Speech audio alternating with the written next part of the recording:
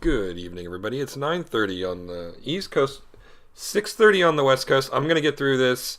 It's time for your weekly Calamity Jane live stream. James, how are you doing this evening?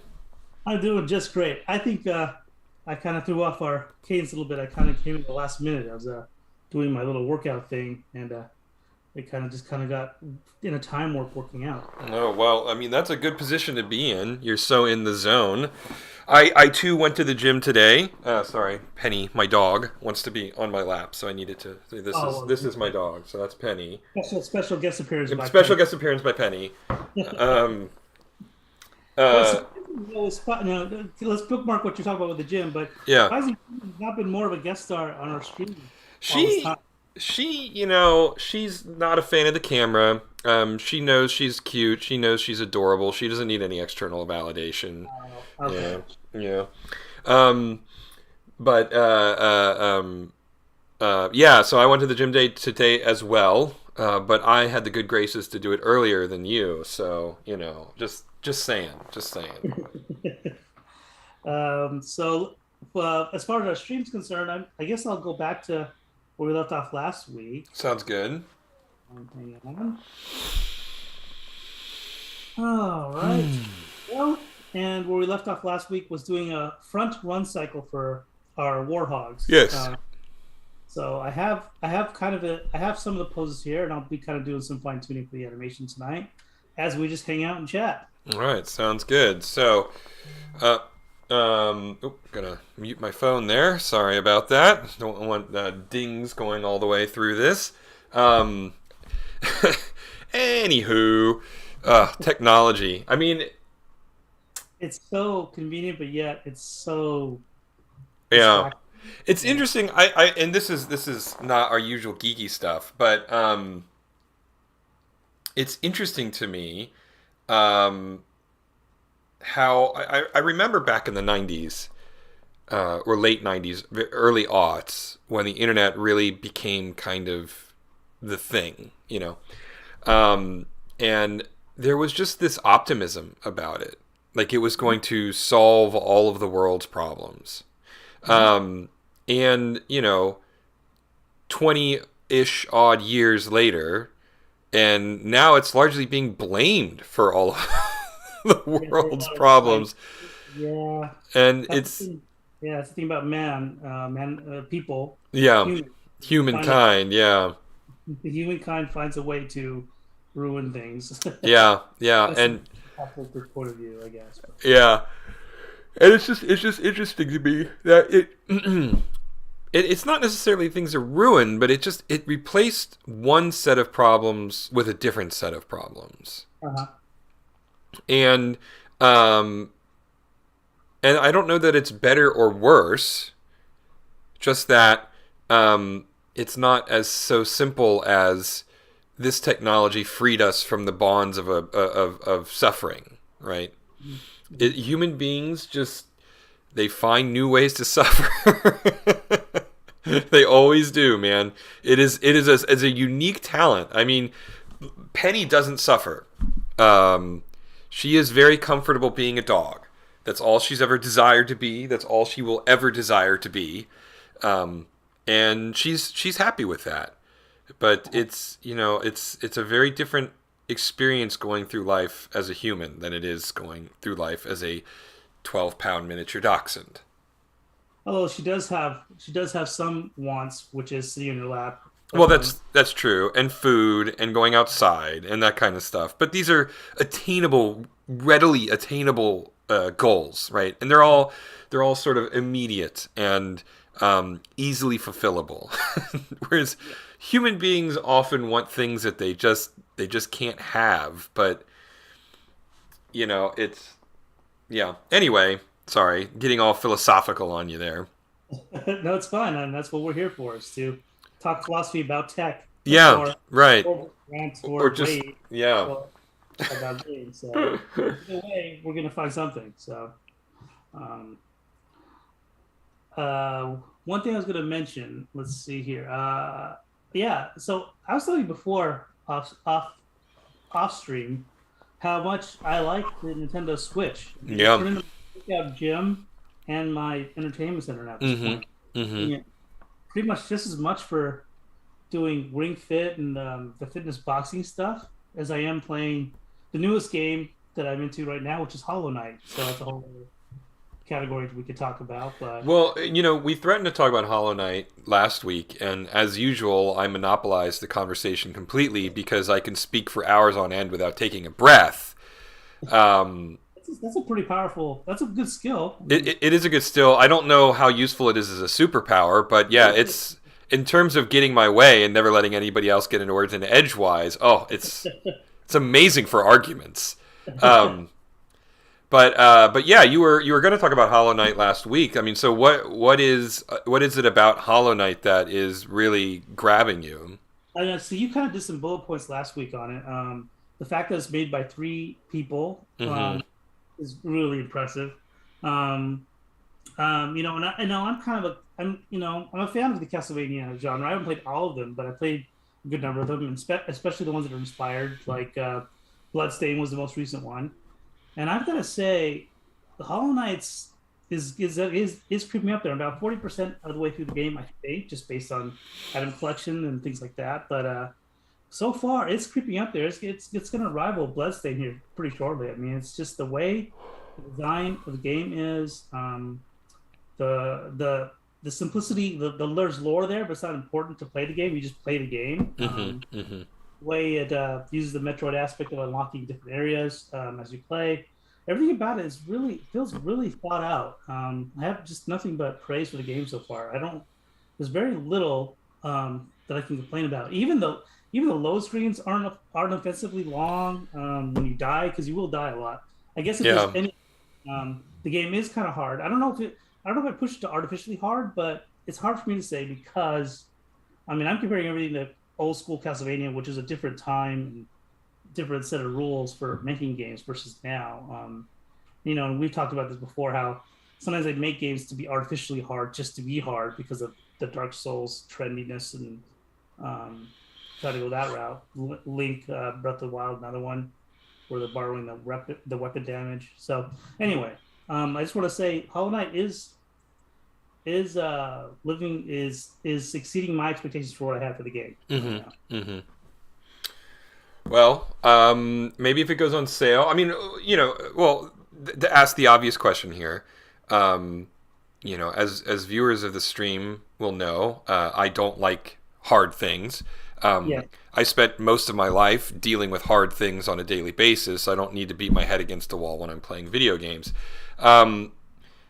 Where do you think that this is within my tolerances of difficulty? Now, I have my dalliances with difficulty, Shovel Knight and Monster Hunter being examples, but That's what throws me off about your patience for games. I think if the game captures your imagination, you're willing to deal with pain, because I don't know how you did. Because I beat Shovel Knight too, and I hated it. I hate playing it. I hated it. meanwhile, I've played it through it like 4 times, Yeah, you and love Plague it. of Shadows, So and yeah. yeah, so I can't. I don't. It's hard for me to. And then also, I mean, again, I always hold this as a barometer for you, because if you could play Smash Brothers and be competent at that, Yeah. you can play the game in the whole world at this point, because of what I deem that game difficult. I mean, it's fun in a party setting, but when you're playing against competent people, I don't know I don't know how you do it. I mean, obviously, you sat through it. You've been patient enough with it because you like it. Maybe it's the lore, it's the history of the characters you've had with the game, and so that keeps you patient with it. So I don't know how to predict whether you like Hollow Knight because of this. Because to me, Hollow Knight's not nearly as hard as Shovel Knight or Smash Brothers to me. So I think it's a patience thing with you. But I don't know. That's just me being an armchair gamer therapist type person over here and thinking like, will Eric like this game? I don't know. For example, Bloodstain, you didn't have. It's a beautiful game, right? But then you found, and I found this to be a pain point in the game too. You got to a certain point where you're fighting a character in the game, and it was insane. It was annoying, and I agree with you. It's an annoying part of the game, and I think it's probably a make or break moment for a lot of players for that spot. But yeah, I don't know. There was plenty of but I would say playing Shovel Knight, I'd never played a game that made me want to shut off my console, and Shovel Knight did that. Bloodstain never did that to me. So that's what I mean. Like it's everybody's a little different, Yeah. Well, if it goes on some sort of deep discount then maybe I'll pick it up. But honestly, and it's been this way for weeks now. I am still burning through. Haha, see what I did there? Yes. Burnout Paradise, a game that I put hundreds of hours into back in like 2009, something like that. Not 2009, 2010, somewhere around there. I am now going through and doing that again. And I'm still doing it. Right now, I am setting all of the Showtime records on every street, of which there are 64. And what Showtime is maybe one of the best racing game mini games ever created. Okay. You just drive down any road, and you press the two top shoulder buttons, the bumpers is what Microsoft calls them on their controllers. And then your car goes into a flip. And then you direct it, and you crash into other cars. And you are scored based on how much monetary damage that you do. And it is great. So, I mean, the thing about the Burnout franchise, and Burnout Paradise was the last in the Burnout series, but because Criterion got bought by EA, and you know the rest of the story. I don't even need to finish that thought. But they developed this incredibly, for its time, incredibly robust collision dynamics system, where cars would actually crumple in real time in just these really visceral, awesome ways, right? And so this mini game, it really shows the level of fidelity of how much the physics system can really destroy a vehicle. So you'll start with a car, and you'll start the Showtime, and by the time your run is done, the only thing that's left is a crumpled chassis that doesn't look anything like a car anymore, and it is glorious. I will do it over and over and over again, and it never stops being entertaining. That's really funny. Yeah. Yeah, I bought that game on your recommend, and it was on sale. I bought it for like $20. It seems like a really huge game. I didn't sit down and play it only because I feel like it's a game that requires a little bit more, like a couple hours of gameplay for me to really get into it. Lately I just only been playing for like an hour here, an hour there, 2 hours here, a little bit, but not as much. And so eventually I am going to sit down and play it. It looks like a great game. The physics, like you're saying, it was a lot of fun to play the game. But for me, jumping into it, and again, I'm completely new. I only played for a half an hour. I just didn't know what, like it was too much. Like I didn't know what to do. What do I do? Like there's little guides here and there, and like I think what it came down to is I need to sit down, just let the game kind of soak, sit, and simmer, and then I would get into it. But because of the lack of telling me what to do as much, I kind of felt lost. Yeah, well, it's you get your first car, and it drops you in this world, and then it's like, cool, and that's it, right? And it doesn't give you a lot of tutorials. You can go across the entire map from minute one, right? You can drive anywhere, and then you have to figure it out. Yep. But it's not, once you figure it out, it's not bad. A vast majority of the game is every intersection on the map is an event, whether it's a race or a stunt run or a marked man mission or a road rage mission, and you complete it, and after you complete a set number of them, everything resets, and the difficulty level increases, and then you do it again, but you have to do more this time. And then that loop goes around and round and round until you're at the max difficulty level, and you just complete all of the events over again, and then you're done with the game. But the thing that you're, I suspect, getting really heavy into is that there's all of this DLC that sits on top of the main game as well. So like if you choose a motorcycle, it's a whole different set of challenges that are completely unrelated to the main game. Let's see. Then there's this giant island off of the main map, right, which was a huge DLC expansion, and that's got its own set of events and everything, right? And so, you're coming into it with this fully fleshed out experience that has they supported that game for like 2 years, right? And almost all of the content expansion was free. The only thing that cost a significant amount of money was the Big Surf Island expansion, right? Mhm. And so yeah, it's a massive game. They don't give you a lot of direction, but once you realize what the structure is, it becomes very directed, right? You go to Mhm. this intersection, you do this task, and then that's it. You move on, right? Hmm.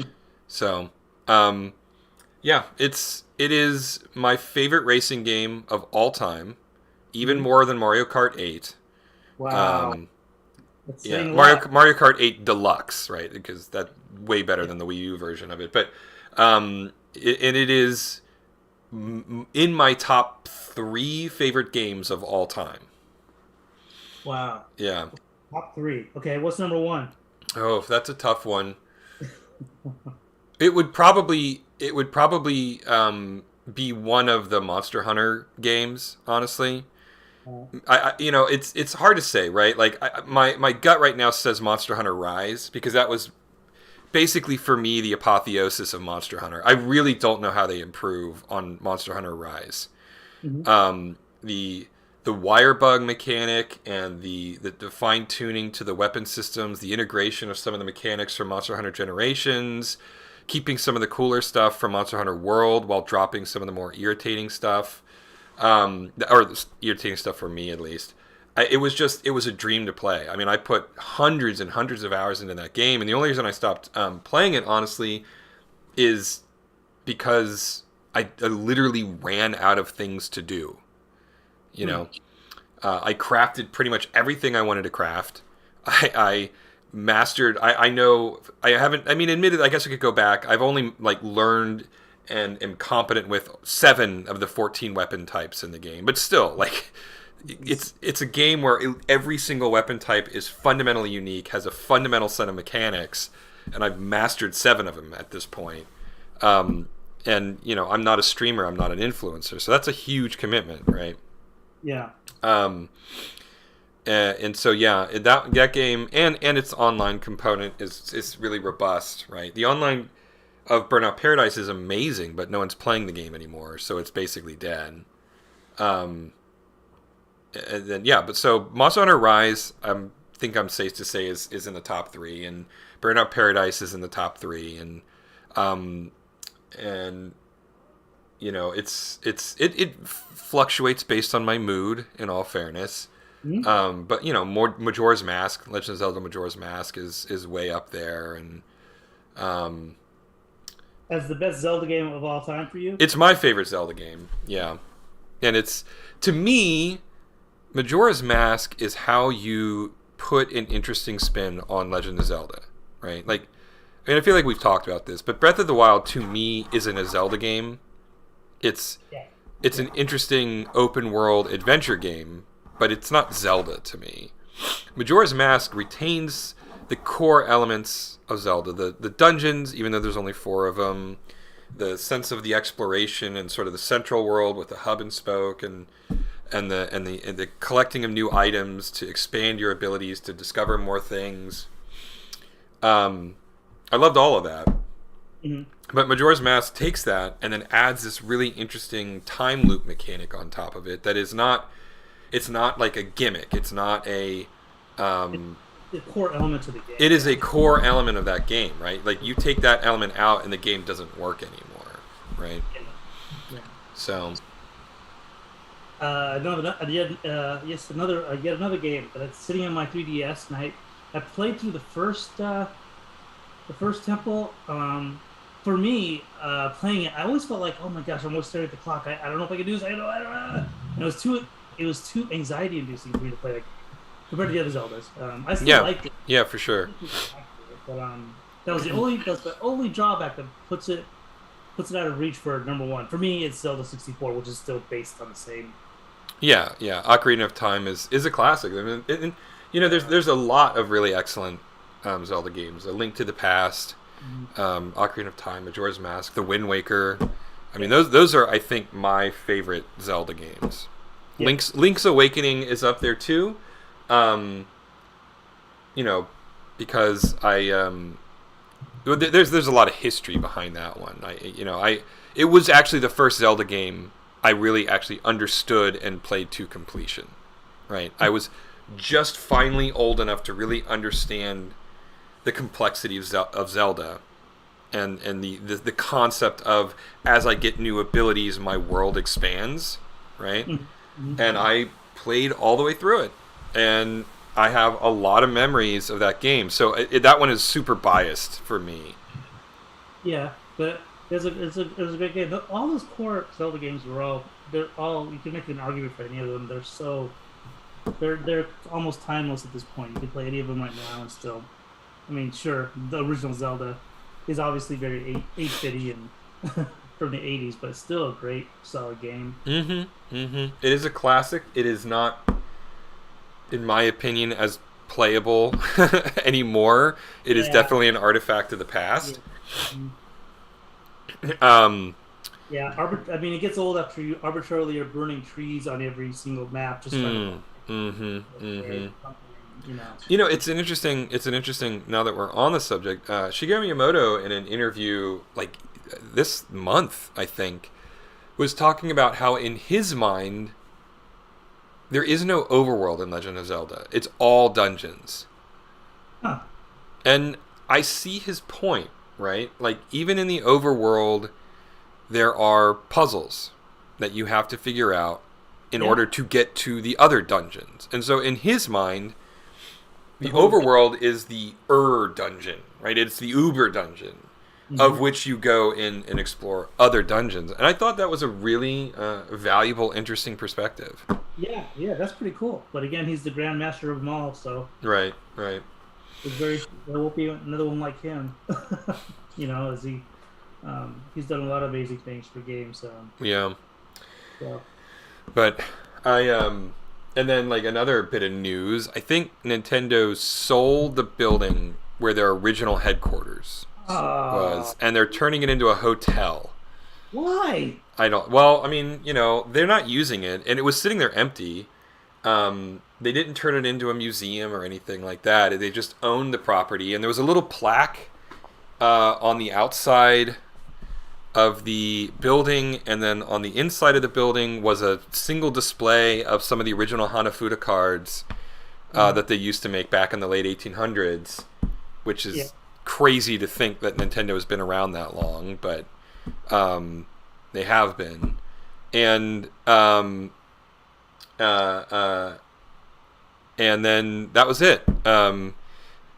I got to see it back in 2017 when I was in Japan, and I've got a couple of selfies of me in front of the little plaque, looking at the building. I from the hotel that I was staying in, I hopped on the subway, and I actually looked up where the address was, and I actually, like, walked to it, and I stood in front of it, and it was a hell of a feeling. It was a hell of a feeling.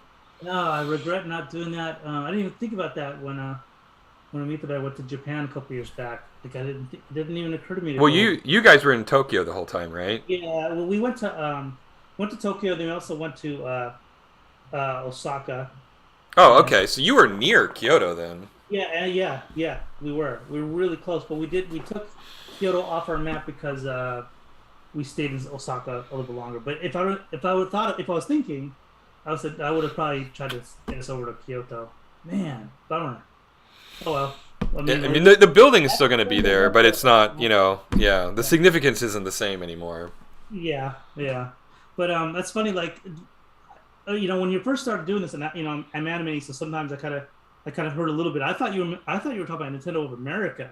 Oh, So yeah, when you said Japan, it's like, oh my gosh, it's like legit. yeah. There, I mean, I live next street from NOA, like across the street from NOA. I lived across the street from NOA for 5 years. Yeah, yeah. So that has, yeah. And they're still there. Oh, yeah, yeah. They're still in the same place. They built a much larger building, but yeah, they basically tore down the old building, or they used to have two buildings connected by Sky Bridge, and they Mhm. tore down one of the buildings and then just built a much bigger, fancier building there. Oh, okay, okay, Hmm. But it's still in the same location, though. okay. Well, that's cool. I mean, well, it's not the same, not exact same as Nintendo of Japan, but hey, whatever. I mean, it's something, I guess. Yeah, yeah. So, but yeah, that was a crazy aside. But there's no real agenda on these rants. I mean, I think that that's kind of the whole point is we just let the current take us where it will. Yeah, I guess so. I mean, I guess that is the point. I mean, just that's the point of change. I guess it just kind of keeps on going. And Mm-hmm. I mean, there's other things that were kind of talked about this week as far as gaming is concerned, which is uh, did Sony buy Bungie today? I think. Yeah, yeah. Sony bought Bungie today. Yeah, Um, yeah. Why are these companies buying other like they don't have any? I don't understand. I just don't understand, Eric. What do you think is going on here? I don't know. I was wondering that myself today. I mean, Microsoft in the last year has bought uh, sorry, both id Software or ZeniMax, the parent company. So they bought id and Bethesda and a couple of other major studios that I'm forgetting underneath it. And they bought what was the other? Oh, they bought Activision Blizzard, Yeah, yeah, right? I mean, yeah. it's insanity to me. And then Sony bought Bungie. Well, I mean, they basically just bought Destiny because Bungie hasn't done anything else in almost a decade. Um, Maybe over a decade at this point. But yeah, it's I don't know what's going on. And It's very strange to me. And there's rumors right now that Sony is in talks to purchase Ubisoft. wow, Yeah, wow, that's crazy. there's a massive consolidation going on in the games industry right now, and I don't know what it means about the long term prospects. I think what's happening if I because like Microsoft has said to this point that most of what id and Bethesda and Activision Blizzard produces will still be multi-platform, Yeah, yeah, and I would suspect that Sony is going to do the same thing with Destiny, although who knows. yeah. Um, my thoughts are is they're trying to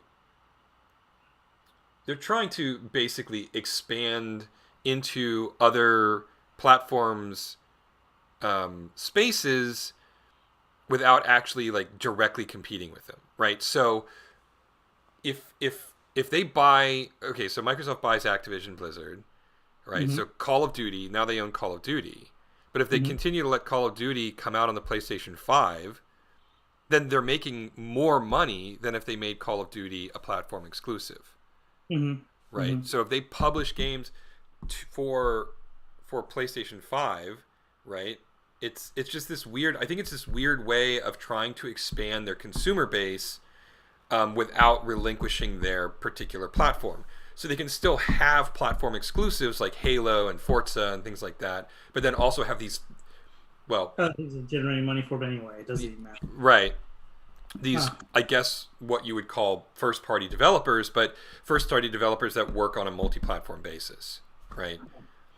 Because third party companies like Capcom, they like Monster Hunter Rise just came out on PC, right? Yeah. And Hmm. so I think what Microsoft and Sony are trying to do, and again Sony might do something different, but at the very least Microsoft is they're trying to become a like just an independent um, game publisher, agnostic game publisher, in addition to having their exclusive platform. Yeah. It's.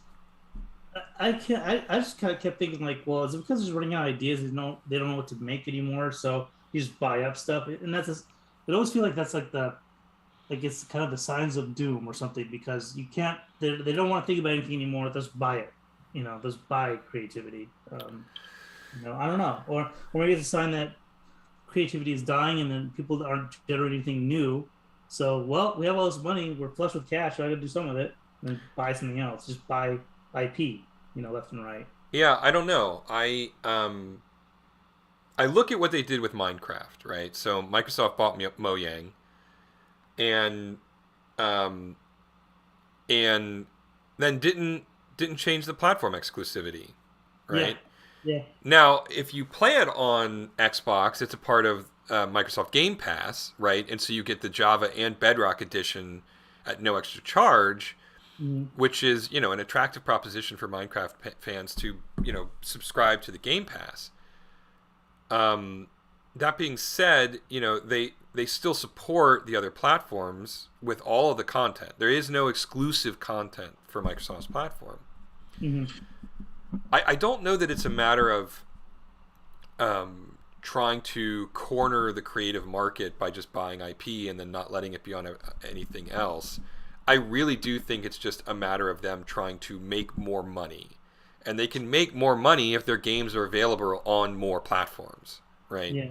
And Yeah. so the idea that you would publish Halo on a PlayStation 5 is anathema, right? Halo's never going to come onto the PlayStation 5. But Call of Duty's always been on PlayStation platforms. So Yeah. Microsoft buys Activision, they can still keep publishing Call of Duty for the PS5 and don't dilute the strength of their first party properties, right? Mhm. So I think that that's what's going on is this trying to balance their exclusive content with a larger world of multi-platform publishing. Yeah, it's really, regardless, it is just really strange. And yeah, I mean, we're just gonna end up with like two or three big fish at this point. I mean, who do you have now? We're gonna end up with EA, Sony, and Xbox at this point. Microsoft, that is. Yeah, yeah. Yeah. So yeah, it's an interesting time. I don't know what the end game is here. All of this massive consolidation of game development is unprecedented. I mean, it's this has never happened before. So there's no real. It's hard to prognosticate what the next steps are here, right? I mean, there's a few independent publishers still out there. Like Square is still independent, Capcom's still independent. Obviously, Nintendo is its own powerhouse. Mhm. But yeah, that number is dwindling significantly. Yeah. But what's interesting is that what's happening is all of these big developers, big publishers are being bought up, right? The Indian mid level dev space is still very much independent. Hmm. Um, and so I'm curious, once all the big names are, you know, kind of bought up, do these massive platform holders, do they continue to buy up stuff? Do they move to smaller and smaller?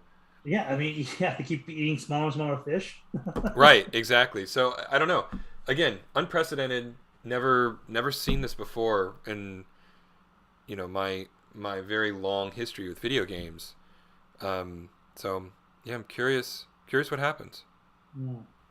But Well, I mean, we're kind of nearing our stream, so we can pause our game talk for now. I'll show you. I did get to a point where we have a run cycle, so I'll play it through. okay, There we go. very cool.